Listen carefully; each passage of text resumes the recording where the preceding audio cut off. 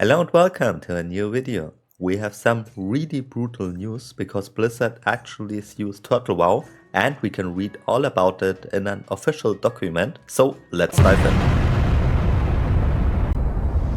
If you don't know yet, Turtle WoW is the biggest private server out there for WoW Classic Plus with different servers and insane content. There are over 40,000 active players over all of the servers. This is basically a more active player base than SOD, Classic Era or Mist of Pandaria at the moment have. Until now, everyone thought Turtle WoW is safe because they are from Russia and American law is not applicable there, but it seems like things have changed now. In this official document here, which I will link in the video description down below, we can find the lawsuit from Blizzard Entertainment against Turtle WoW. Turtle WoW here is shown as an entity of unknown form, which means they are not an official company, and that's why they probably name it like this. AFK Croft Limited, which is shown as a Hong Kong company here.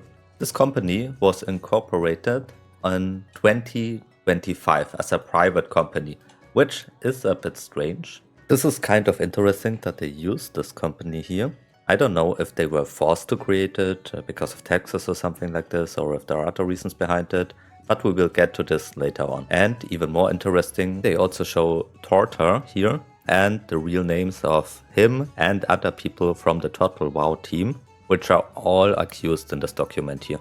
This is an official document, which everyone can look into, so I won't adjust names or anything in this video. This part here is really interesting because they accuse Torta to be Shanna. Back in the day we had Nostalrius, which also got sued by Blizzard, a private server which had to close after this. They were the biggest private server project back in the day when we had no official vanilla servers, which led to an enormous amount of players. After the lawsuit from Blizzard, they decided to step down and close the server. After Nostalrius, there came Elysium, which tried to become the successor of Nostalrius, but they had some really big problems with corruption and internal disputes over money, which also led to its downfall and to the closing of it. The interesting part of this is there is a rumor which says Torta, the founder of Turtle WoW, was part of the Elysium team back in the day, or even the founder Shanna himself. He then started Turtle WoW a few years after Elysium. And this is now also taken into consideration here from Blizzard that both persons are the same guy, which is shown here on the document. Okay, back to the document, which is 49 pages long by the way. The complaints are pretty hard because they sue them for different cases, which includes copyright infringement, inducement to infringe copyrights, contributory copyright infringement, and so on. They also complain for trafficking and circumvention technology, intentional interference with contractual relations, false designations of origin, participation in a RICO enterprise, which is really hard, and engaging in a RICO conspiracy. I won't go into every detail of this document here, but in short, Blizzard argues that Turtle WoW was distributing pirated clients, bypassing security measures, and running different private servers. Especially the biggest Classic Plus server out there, Mysteries of Azeroth, and the planned Turtle WoW 2.0 project, which will run on Unreal Engine 5, are pointed out in the lawsuit. And of course the monetization of this project through the donation model with mounts, in-game items, cosmetics and so on, which generated hundreds of thousands if not millions of dollars. Like they write here on point 6, these unauthorized private servers drive away otherwise dedicated WoW players, introduce security risks to players, fragment the WoW player community, and create confusion as to what are official supported versions of WoW. That confusion damages Blizzard's official WoW brand and results in a significant loss of revenue for Blizzard.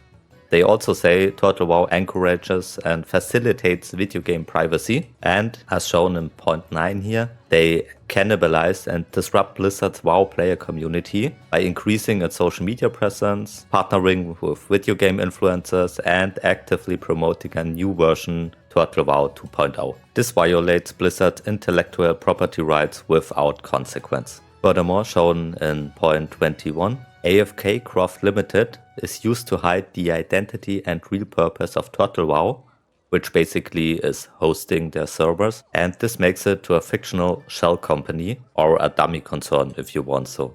Especially hard is the RICO Act, which is used to combat organized crime, especially mafia structures. This can be used to battle repeated systematic illegal activities such as money laundering, fraud, drug trafficking, and so on, which generates money with such methods. The core idea of this is not only punish individual crimes, but also patterns of criminal acts, which supports an organization. This allows prosecution of leaders of criminal syndicates. In this case, they accuse TurtleWow to operate a global enterprise that develops and sells software that illegally infringes on Blizzard trademarks and copyrights, combined with marketing campaigns and funding solicitations that tout pirated content. So what does all of this mean? If Blizzard gets this through, this will be the official end of TurtleWow. Every private server which existed back in the day closed after such a lawsuit from Blizzard because the cost of this can skyrocket and your chances to win are really small. If they get away with it, TurtleWow will have to pay astronomical damages and they could even be convicted. That's what happened to Nostalrius back in the day, and it could also happen to TurtleWow now. Nostalrius was not convicted back in the day, if I remember correctly. The parties involved reached an out-of-court settlement, so the developers at the time ended the project to avoid the enormous high costs. The question is also whether Blizzard will succeed with this lawsuit and if they will be able to catch those involved in Russia and elsewhere. I mean, in EU there will be higher chances than Russia for sure, but nevertheless the risk for everyone involved is extremely high, and I can only imagine the stress this must cause for those people. Especially with the RICO Act, it seems like they want to once again set an example here. They also seem to have personal information about the TurtleWow team, because inside this document you can read about where those peoples are from, like Michigan, America, Netherlands, Germany, and so on. And if TurtleWow goes down, this could lead to a domino effect, which also affects other private servers such as Ascension WoW and the recently acquired Project Epoch. So it will be really interesting to see what will happen in the future with this. What do you think about this lawsuit from Blizzard? Do you think it's justified? Let me know in the comments down below. Thank you very much for watching. If you found this useful, consider to like and subscribe for more World of Warcraft content. Special thanks goes out to my channel members who support me with their hard-earned real-life money, especially Nerdman for being a high-tier supporter.